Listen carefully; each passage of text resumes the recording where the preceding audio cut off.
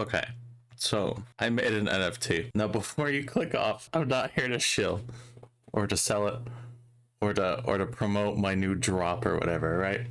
I'm just a computer nerd, and I also like doing renders in Blender. Right? It's like a perfect fusion of my interests, right? So I had to check it out and figure out how it works, right? I'm going to be documenting that process and not shilling.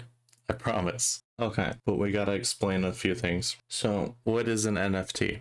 So, because networks or blockchains like Solana or Ethereum have space for you to include little bits of code, you can make things out of them. That's how NFTs work. They're just little bits of code to make a little token on one of these networks that allow you to do that. And it comprises of basically this address to access it and this metadata that describes what it is. Now, basically, what makes up a blockchain is pretty much just a group of computers, and they're all sharing data between them, and they're talking and agreeing on whatever goes on. With proof of work, whatever computer has the most processing power has the largest say in whatever goes on in the network. And for proof of stake, whatever has the most amount of coins in its wallet has the most say in what happens on the network. And then the wallets you have to send and receive stuff,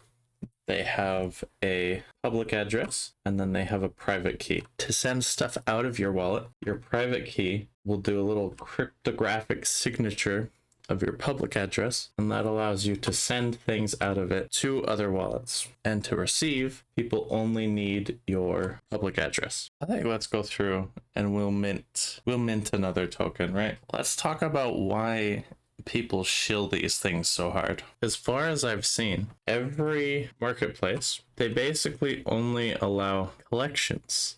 Okay, obviously that's not like a hard and fast rule, but the majority of them that I've seen highly incentivize collections at the very least. And because from a creator standpoint, collections really only make sense if you're going to have different variants, you can see how that starts to incentivize people to create colored variants of things, right? And that's where the problems begin. Let's go through and mint another NFT. Royalties, you can see it marked right here. So in this case, this is minted through Metaplex. So it has to be sold through Metaplex for that royalty to mean anything. Collection. You have to make the collection to put things in before you make any of the NFTs and mint them. This is going to cost us a little bit. So right now we have 0.277 Sol.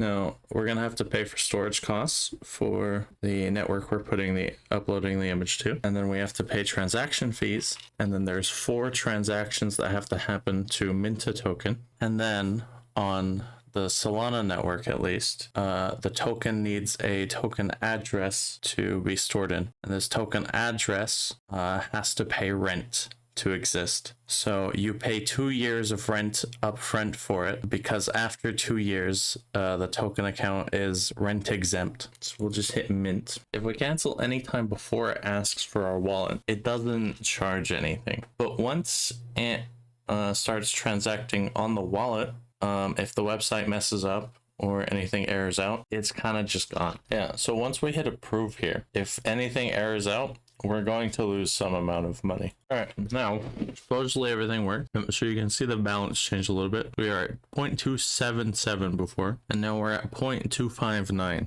We go to here in our collectibles, you can see this NFT I just minted is in my wallet. And if we view on SoulScan, go to the token address, we can see everything about it, right? So the name, how many exist? It's just one.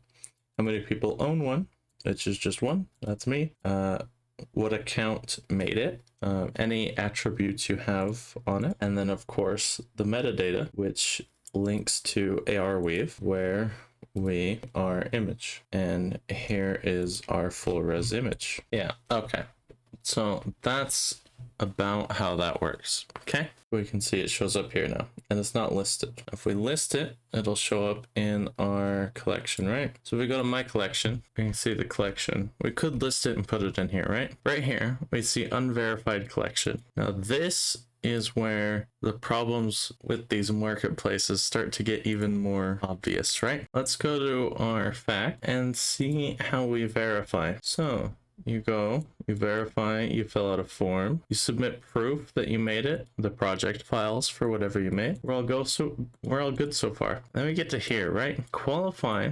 You must have at least 1,000 followers or community members on some social media, right? If you do not pass the basic criteria, your application will be rejected. And here's where you can start to see why maybe this entire sphere is so focused on shilling all the time and scamming people into buying into these things. Now, in my mind, I think this should be all you need to get something verified on a marketplace. This could be cool. This could be a cool way to sell your art, right? It doesn't lock people out. The address and everything is publicly available, so people can see it, look at it, and if someone likes it enough, they can buy the token for it. Right? Nothing about this is that bad. It's kind of cool.